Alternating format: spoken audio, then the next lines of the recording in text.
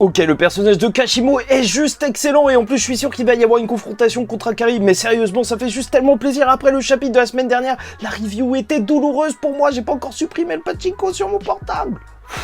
On est bien là.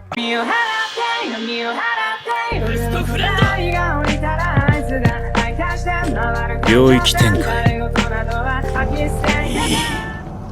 それでいい Mesdames et messieurs, ici Chage et on se retrouve aujourd'hui pour la review du chapitre 184 de Jujutsu Kaisen, Tokyo Colony 2 numéro 4, et donc ça y est, Giga Akutami nous lâche encore une fois son petit secret, les chapitres explosifs qui te sortent littéralement de nulle part puisqu'on ne continue pas sur le personnage d'Akari, mais on part directement sur Panda avec un chapitre qui est drôle mais aussi très inquiétant, tu vois, ça te fait ressentir des émotions, c'est vrai que c'est contradictoire mais beaucoup de maltraitance animale, ça c'est sûr lors de ce chapitre, et donc dès le début du chapitre tu vas avoir Panda et quel plaisir, j'aime trop Panda, il est juste tellement drôle.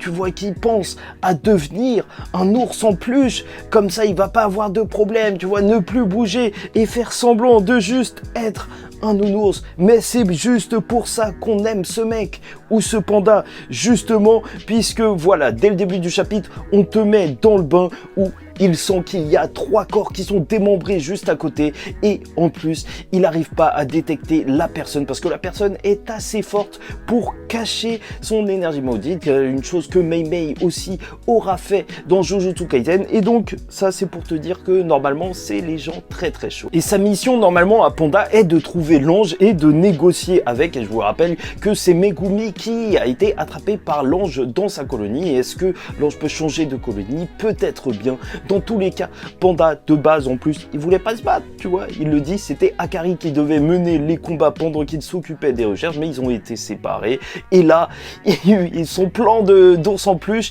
il va l'abandonner parce qu'il va avoir un sursaut de courage en mode non, mais en vrai, je suis pas un ours en peluche, je suis un panda. Et juste après, tu vas le voir flipper, regarder à droite, à gauche, juste excellent. Et en vrai, je vais pas vous mentir, il aurait vraiment dû faire semblant d'être un ours en peluche parce que même si il va essayer de faire semblant d'être un panda, Kashimo va le voir et va demander directement à Kogane si c'est un joueur et le combat va démarrer. Et déjà, très japonais encore une fois, Giga Akutami, je te l'ai dit, il veut ancrer son manga dans le Japon, là où dans d'autres mangas, Kashimo il aurait dit hey, il s'est pas évadé du zoo. Non, quand il a vu le panda, il a parlé d'un zoo très précis de Tokyo.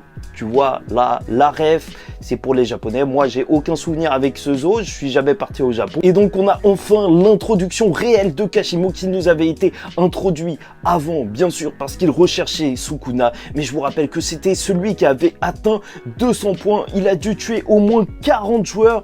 Et en plus, il a changé la règle pour pouvoir justement traquer les autres en ayant des infos sur les joueurs, la colonie où ils se trouvent. Et donc, voilà, c'est un chasseur et il l'a prouvé avec ce chapitre, il va chasser du panda. Parce que Panda, il va se faire littéralement exploser. C'est hyper dynamique. Giga Akutami, encore une fois, tu vois, combat au corps à corps, il est juste excellent, même en termes de chorégraphie avec son combat, avec le bâton, là, tu vois que quand il l'utilise, c'est juste n'importe quoi, même pour arracher des bras. Et le problème, c'est qu'il est aussi fort qu'il est rapide. Et je me dis, mais qui peut résister à ce genre de coup parce qu'il se fait littéralement exploser, Panda, vraiment. Et le pire, c'est que Panda se rendra compte que son énergie occulte n'est pas normale et c'est pour ça qu'il se prend d'aussi gros coups puisqu'elle est chargée d'électricité, comme si son énergie occulte c'était de l'électricité qui parcourait son corps un petit peu à la manière du nuée de Megumi. Et donc, face à ça, personne ne peut se défendre. Juste en se prenant un coup, il est tasé, mais Panda aussi peut faire plus ou moins la même chose puisque sous forme gorille qu'il lâchera l'imbloquable drumming beat et donc en fait qui envoie des ondes plus ou moins sonores à l'intérieur du corps de son adversaire et ça fait que même si normalement ça touche les organes internes, tu vois, tu pourrais t'attendre à une bête de réaction en mode ouais, il faut que je fasse attention à cette technique de la part de Kashimo, mais pas du tout, il va juste sourire. Et c'est ça qui est flippant avec ce personnage. Ce personnage a l'air d'aimer énormément les combats. Et avec son bâton, voilà, je te dis, arrache le bras de Panda. Et il va s'en prendre, mais il va s'en prendre énormément. Et c'est pour ça que j'ai énormément peur pour le personnage de Panda. Parce que quoi qu'il fasse, même s'il nous sort un power-up de je sais pas où, c'est très très chaud. Le personnage de Kashimo ne déroge pas à sa réputation. Il mérite d'avoir récolté le plus de points lors de cette traque mortelle. Et franchement, je flippe pour le personnage. Et c'est pour ça que j'aime énormément Jujutsu Kaisen. C'est parce que je sais que Panda, ça se trouve, il peut mourir lors de ce combat. La tension est vraiment réelle et alors qu'il va demander à Panda s'il sait où se trouve Sukuna, Panda pensera directement à Itadori et qu'il faut le protéger. Bah Kashimo, on dirait qu'il l'a senti. Est-ce que c'est par rapport à l'électricité, justement, en mode détecteur de mensonges? Et bah voilà, Panda, il aura tout tenté, il aura dit oui et tout, mon oncle il s'appelle Sukuna, c'est pour ça que j'ai bugué, mais ça va pas passer. Mais Panda a une dernière carte à jouer et c'est son troisième cœur après celui de Panda, celui de Gori. C'est donc celui de sa sœur qui est tellement timide qu'elle tue toutes les personnes qui la voient. Et là, t'as une forme qui est juste incompréhensible. Je vais pas te mentir, avec ce gros masque qui a l'air d'être au-dessus de la tête de Panda qui ressemble à un rhinocéros, bah je t'avoue, moi j'ai pensé directement à Tosen quand il s'était transformé en mouche là. J'avais pas capté, bah là non plus j'ai pas capté. Et on sait jamais, ça se trouve c'est un tricératops. Personne n'a dit que c'était un rhinocéros officiellement. Mais c'est là qu'on va apprendre la technique de Kashimo qui est juste...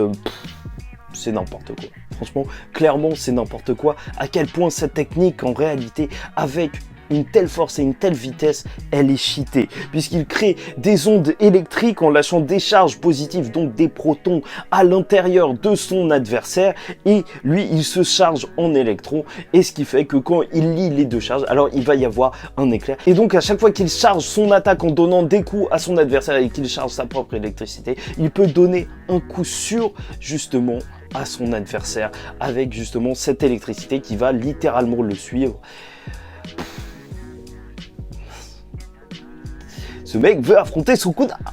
Et voilà, à la fin de ce chapitre, vu qu'il demande à Panda justement pour Sukuna, alors normalement Panda est vivant pour l'instant, mais il n'y a rien de plus flippant. Encore une fois, avec Gege Akutami, il nous a tué Yaga, le père de Panda, de manière expéditive. Juste après qu'on l'ait vu, on l'a même pas réellement vu utiliser sa capacité. Alors, imagine Panda, là, on vient de voir sa troisième forme. J'espère qu'on va la voir encore plus parce que c'est tellement dommage. Et d'ailleurs, à propos de ça, je me demande si justement la grosse tête qu'on avait vue de Rhinocéros, alors elle peut être enlevée un petit peu à la manière d'un masque de holo parce que derrière, on dirait qu'il y a un corps limite humain et je sais pas, voir Panda mais sous forme humain, mais en plus vu que c'est sa sœur, bah c'est pas réellement Panda, mais ce serait fou. Franchement, j'attends vraiment le prochain chapitre. Je pense qu'on va avoir de belles surprises. Et là, tenez-vous bien, puisque Kashimo, normalement, veut rencontrer Yuji pour affronter Sukuna.